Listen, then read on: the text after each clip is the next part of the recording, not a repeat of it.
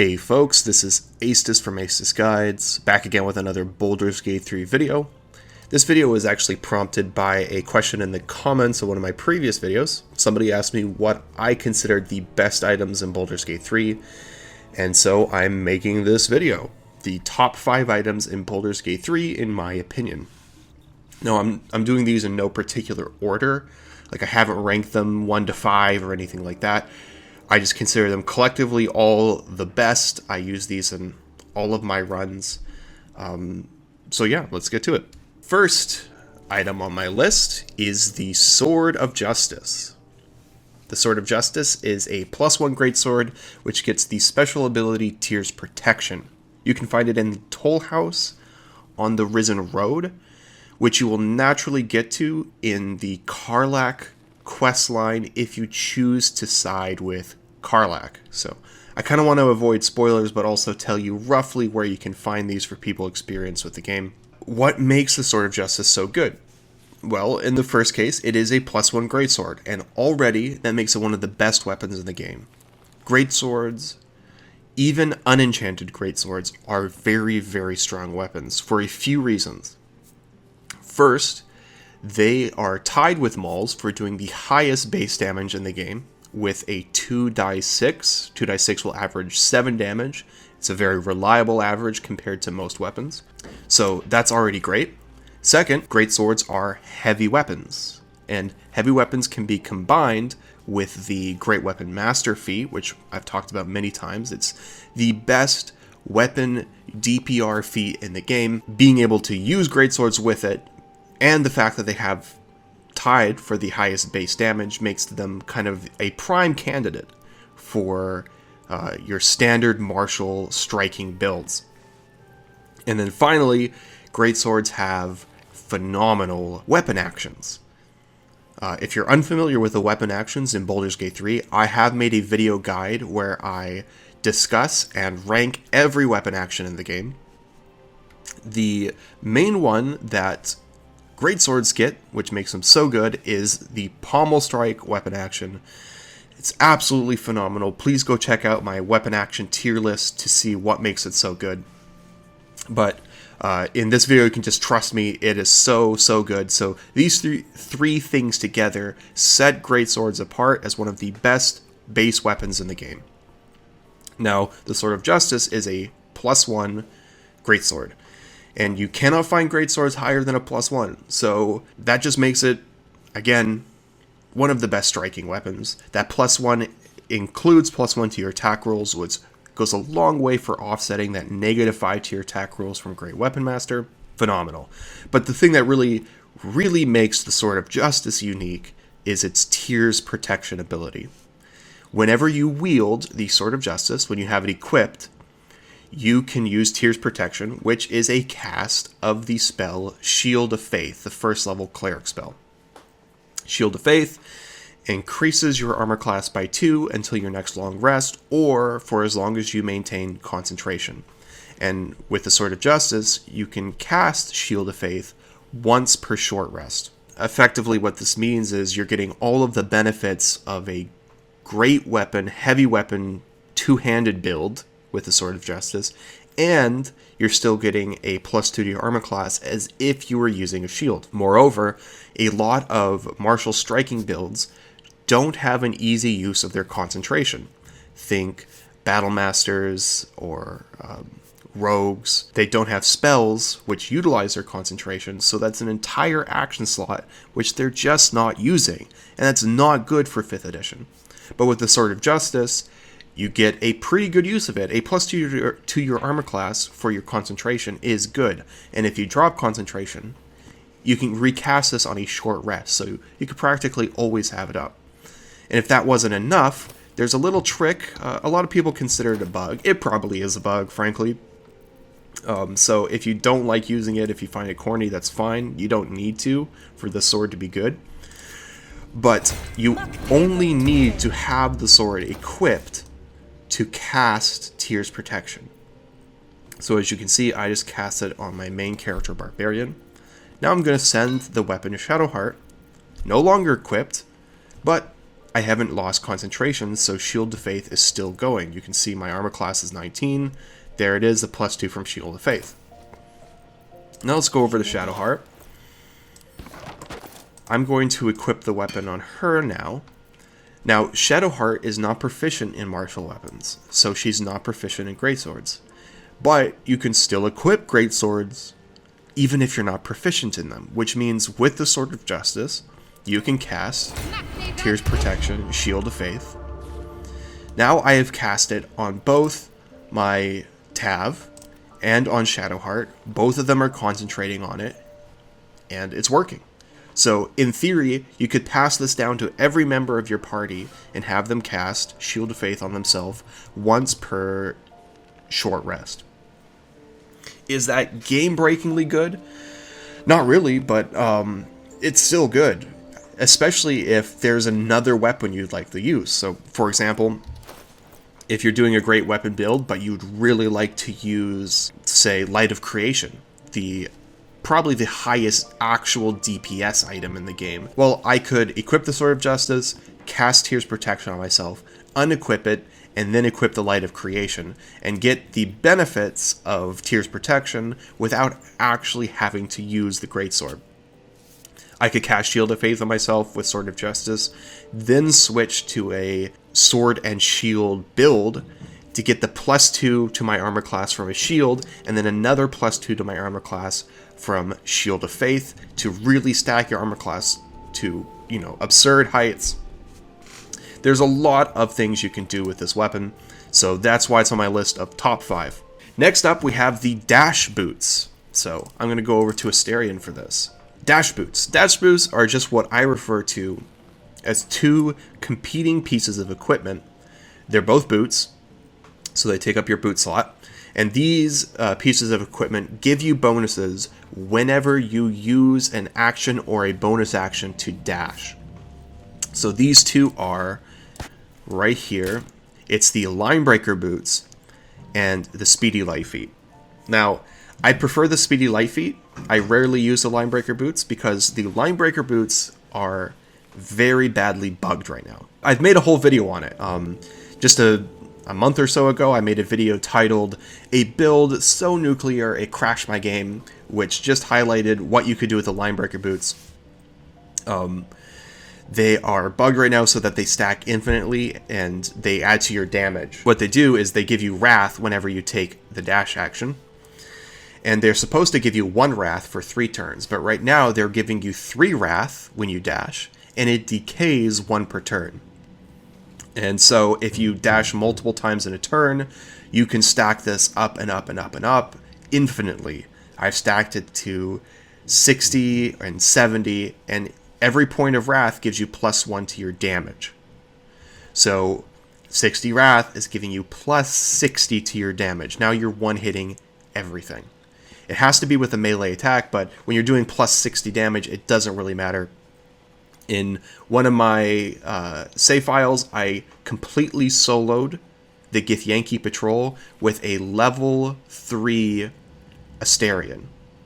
Level 3, no magical equipment except for the Linebreaker boots. I soloed the Githyanki Patrol with him just by hiding and stealthing until I had 100 stacks of Wrath, and then stealthing in and backstabbing everybody to one-shot them.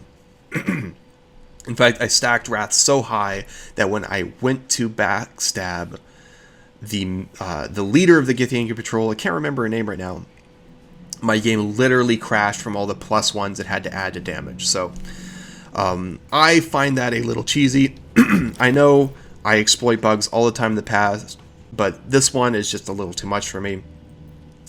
So instead I prefer the Speedy Lightfeet, which is actually the functional version of the Linebreaker boots. So the Speedy Lightfeet are medium armor, and that's actually important to realize. Once the Linebreaker boots are fixed, my expectation is that they are intended as a slightly worse but more versatile Speedy Lightfeet. The Linebreaker boots aren't armor. They're just like cloth boots, so anyone can wear them. You don't need an armor proficiency to wear them, which means wizards can utilize these and rogues can utilize them without needing that medium armor proficiency. The Speedy Lightfeet, by comparison, you need that medium armor. So it's a little awkward for rogues who are kind of the classes which utilize dash builds because they can dash on a bonus action. They're the main ones. Wizards and sorcerers can do it too with the Expeditious Retreat spell, and then Eagleheart Barbarians can also do it. Okay, so back to the Speedy Lightfeet. Whenever you dash with these boots, you gain 3 lightning charges. Whenever you have 1 or more lightning charge, you get a +1 to your attack roll and deal an additional 1 lightning damage. Unless you have 5 or more charges, in which case you get that +1 to your attack roll. Instead of +1 lightning damage, you do 1d8 lightning damage, but it consumes all your charges and you are back at 0. What does this mean? Well, if you're dashing on a bonus action, which means you're able to dash and still get your main attack, and then you are dashing every round, at least once a round, on the first round that you dash after to start your charges, you will have 3, in which case you'll get +1 to your attack roll and then +1 lightning damage. Then on the second round, you will have 5 because it'll add another 3, but you will decay 1. And then on that round, you'll get a +1 to your attack roll and then do 1d8 lightning damage. 1d8 lightning damage averages 4.5 bonus damage, which is actually quite a bit. So this is a lot of utility just from dashing every round. Dashing every round, if you're doing it on a bonus action, you're doubling your movement, which is already great. And then you're adding +1 to your attack rolls every round. Awesome. And then potentially, between 2 rounds, you're adding 5.5 bonus lightning damage. So that's, what is that? That's an average of 2.75 damage, bonus damage per round. So around 3 bonus damage a round. That's a lot. That's quite a bit. That's like having Hex up, right? And it's lightning damage. Lightning damage is one of the most valuable damage types in the game because you can double it with the forced vulnerability on Create Water. So if you cast Create Water, just as you're getting that 5 charges on that second round, you'll be doing 2d8 lightning damage instead of 1d8. So even better. This can really, really improve your damage. And, you know, the improvement to your attack rolls is nothing to turn your nose up at. I mean, +1 is, again, as we were saying with the Sword of Justice, it goes a long way to offsetting that negative that you can get from Great Weapon Master on kind of your main striking builds. So the Speedy Lightfeet, really fun items to use. It incentivizes you dashing and utilizing movement, which I like doing anyways because I just find it tactically interesting. But because, in a standard build, just getting the movement isn't really enough. But with the Speedy Lightfeet, you get the movement and all these bonuses to your attack. It's so fun to play around with. Incredible. The only problem with this item is the absolutely stupid name of Speedy Lightfeet. I mean, they just need something better than this. Next on our list is the Circlet of Fire, which I have equipped on Gale in this run. I have it equipped on Gale in most runs. This is such a phenomenal item. Definitely one of my favorites in the game. I think a standout in terms of design. The Circlet of Fire is a circlet, so it occupies your helmet slot. Anyone can wear it, and while they wear it, they get the ability Fiery Return. With Fiery Return, when you deal fire damage with a spell that is at least first level or higher, so not cantrips, you will gain an extra bonus action. And it doesn't tell you in this description, but it is capped at 1 extra bonus action per round. So you cannot infinitely stack this, which is good. 1 is enough. 1 is already adding so much to your action economy. On its face, it seems like there is some tension with this item between the kind of builds which can reliably proc the Circlet of Fire and the kind of builds that can reliably get a lot of use out of proccing the Circlet of Fire. The kind of class which can reliably proc it are of course caster classes like wizards, clerics, druids, sorcerers, warlocks, etc. Classes that have spells which deal fire damage. But these classes don't usually get reliable use out of their bonus action. The classes that get reliable use out of their bonus action are martial classes, which dual wield and can use that extra bonus action to make an offhand attack. So I think a lot of people overlook this item on their runs, but there is a kind of hack for it, which revolves around its interaction with a single spell, and that is Flameblade. Flameblade is a 2nd level druid spell. When you cast it, it summons a flaming scimitar, which lasts until your next long rest, or for as long as you maintain concentration. The scimitar does fire damage and counts as a spell attack, which is really good. And it is a scimitar, which means it's a light weapon and can be equipped in your offhand. And maybe you can see where I'm going with this. I've talked about this many times before. You can combine that with a Circlet of Fire, so you make an offhand attack with that Flameblade scimitar. If it hits, it deals fire damage, which will proc the Circlet of Fire, giving you another bonus action attack, which you can use to make another offhand attack with the flaming scimitar. And it deals a lot of damage, and it's very accurate because it's a spell attack. Spell attacks use your spellcasting attribute, which varies depending on a class, of course, on the attack roll. That usually means for caster classes it's more accurate because your spellcasting attribute will be higher than your strength or dexterity. But it also benefits from the unique interaction with the last item we will be talking about on this list. So no spoilers there, but I will just say that item significantly boosts the accuracy with your offhand attacks. So with the Flameblade Circlet of Fire combo and the other item that we're going to be talking about, you gain a very, very accurate and high damage attack, which you can make twice in a round if you hit with your first attack. It's one of the best damage combos in the game, and you can get it on any wizard that finds a Flameblade scroll, or, of course, a druid.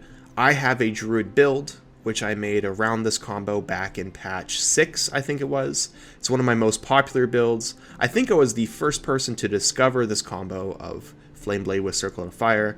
I made a Reddit post about it, which got a lot of upvotes. It was very popular back in the early days of patch 6. So anyways, that's the Circlet of Fire Flameblade trick. The only weakness I will say it has is that it revolves around fire damage. And fire damage is kind of the weakest damage type for the opposite reason that cold and lightning are the best damage types, which is it is resisted by wet targets, any target you cast Create Water on. So you get this kind of anti-synergy when you have a team comp that revolves around dealing fire damage and or cold or lightning damage. There's a reverse synergy there. You kind of want to be focused around dealing one or the other, and right now, lightning and cold damage is kind of better. But still, I use Circlet of Fire Flameblade in so many of my runs. Such a fantastic combo and just really fun to play around with. It's just hilarious summoning a sword and going into melee with your wizard Gale. 10 out of 10. I recommend just for the memes and also because it's powerful. That is number 3 on our list.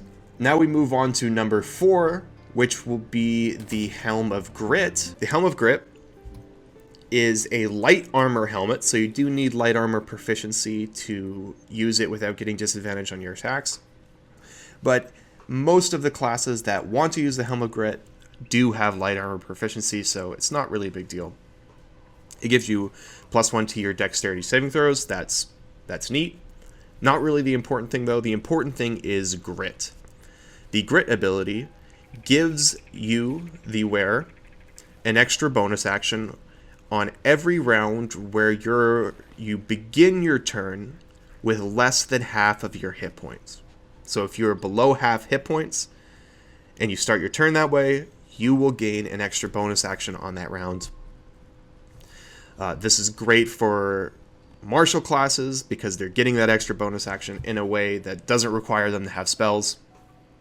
You can pretty reliably proc this, especially if you cheese it. You can attack whatever character is wearing it to get them below half health before you even enter combat. And it's worth doing because an extra bonus action on, for example, a Berserker, like I have here, means a whole other full attack, frenzy attack, while you are raging, giving you 3 attacks per round with the Berserker. It's one of the most broken things in the game right now. But you can also use it on any class that uses an offhand, dual-wielding weapon. It's great for them. And you can use it on a Great Weapon Master fighter to double up on your cleave procs. So with Great Weapon Master, if you kill a target or crit a target, you will be able to make another attack as a bonus action. So if you crit twice, or cleave or kill 2 targets in a round, you can get up to 3, but that isn't as reliable. That only happens every now and again. Definitely the best use of this is in combination with thieves or berserkers, or, you know, rangers are another good use of it. Any class that loads up a lot of its damage on its bonus action. Now, on full release of the game, I have to think that maybe this helmet needs a nerf, or maybe they need to place it further on in the game somewhere. Right now, you get it in the treasure chamber of the Goblin Outpost, which is very early in the game. I confront the goblins usually right around hitting level 4. So you get this very early. And like I was saying, on full release, there are a lot of classes in this game, once they have all of the spells that we expect them to have, which gain most of their damage on bonus actions. For example, the Cleric with Spiritual Weapon, casting Spiritual Weapon and being able to use it twice with Helmet of Grit. So strong. I have to imagine that's just going to be insanely broken. And then you can just use your action to take dodge, which means you're not even that vulnerable even though you are below half health. Wizards can actually get use out of Helm of Grit right now with the Flaming Sphere spell. Flaming Sphere, of course, uses your bonus action, and you can double up on its attacks with a Helm of Grit wizard that's standing in the back. And right now there's no dodge action, but you could spam the dodge action, so you're not even vulnerable even though you're below half health, and then you can just deal insane amounts of damage with Flaming Sphere. So very strong helmet right now, and we have to expect it's just going to get more and more broken the more spells they release. Really fun, awesome item. Both of these helmets that give you extra bonus actions are really cool. I like to make builds around utilizing them. That's number 4. And that leaves our last item. The last one is the Staff of Arcane Blessing. People that are experienced with this game probably knew I was going here with this. This weapon is so broken, and it doesn't even do everything that it's supposed to do. So let's take a look at it. It is, of course, a staff. It's a quarterstaff, and you can find it in a hidden basement room of the Wizard's Tower in the Underdark.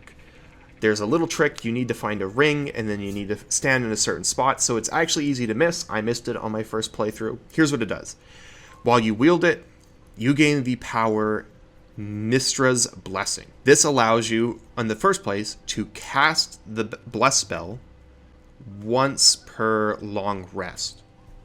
And this functions exactly like the Sword of Justice, where you can cast it, maintain concentration, and then cycle it to another teammate. Now, Bless only lasts 10 rounds, so you can't just have everyone concentrating it all at once. It doesn't even stack like that. It wouldn't make sense.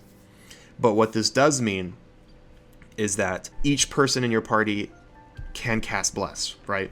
You get 4 extra casts of Bless. You can just use this for all of your Bless needs. Your cleric doesn't even really need to take it anymore. If there are characters in your party that otherwise wouldn't use their concentration, like for example a Battle Master Lae'zel, she can now use her concentration on Bless, which is wild. One of the best uses of concentration in the game.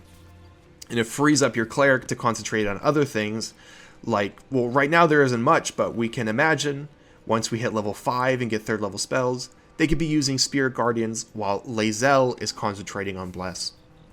So already really, really strong for that reason. But it's actually better than a normal Bless, because Mistra's Blessing also grants an additional 1d4 to saving throws. So that's 2d4 total to your saving throws. That is an average of a +5 to your saving throws. +5. Insane. That's so good. It also adds an extra 1d4 to your weapon attack rolls, an average of +5 to your weapon attack rolls now. Remember what we were talking about with Great Weapon Master, where you take that -5 to attack rolls, but the +10 to damage? With a simple cast of a Mistra's Blessing Bless, you've completely offset that negative to attack rolls. And then you gain an additional 2d4 to your spell attack rolls. Spell attack rolls like that attack you make with the Flaming Scimitar and the Circlet of Fire combo. 2d4. So that would be an average. That's 3d4 total, because a normal Bless is already giving you a +1d4. To make a total of 3d4, that is an average of a 7.5 bonus to your attack roll that completely breaks the bounded math of this game. It's so overpowered. You can build an entire team comp just around making spell attack rolls and benefiting from this +7. I'm thinking 3 or 4 Warlocks. Imagine 4 Warlocks all spamming Eldritch Blasts, and they're hitting all of them because they're getting a +7 just from Bless. Forget about any of the other bonuses they get to their accuracy. They should basically never be missing as long as they have someone concentrating on Bless in their party. However, if you're thinking this is too good to be true, you're kind of right, at least right now, because Mistra's Blessing is bugged, and it's been bugged for several patches. As far as I know, since the very first patch of this game, the Staff of Arcane Blessing has been bugged. Right now, what it does with the bug is it doesn't give you the +1d4 to saving throws and weapon attack rolls. It just works like a normal Bless on saving throws and weapon attack rolls. And it's only giving you an extra 1d4 to your spell attack rolls. So if you cast Bless while wielding the staff, right now, because of the bug, you are effectively getting a normal Bless spell, but with double the bonus to spell attack rolls. And that is still already insane. That's still so good. Even bugged, this staff is the best item in the game as far as I'm concerned. It is absolutely incredible. The only problem with it is you do find it kind of late in your run. But on full release of the game, it's going to be early in your run. Yeah, that's the Staff of Arcane Blessing. And that is the 5 items that we've covered. We did the Sword of Justice, Speedy Lightfeet, which I kind of doubled up with the Linebreaker boots, Circlet of Fire, Helm of Grit, and Staff of Arcane Blessing. 5 best items in Baldur's Gate 3 right now, I think. To be honest, I didn't think about this too hard. I just wrote down off the top of my head the 5 that I thought were best, and I thought you guys would like to hear about them. If you think I left something out and there's an item that's better, please let me know in the comments. This has been 5 of the best items in Baldur's Gate 3 Early Access. I have been your guide, Asus. Have a good week. I'll catch you next time.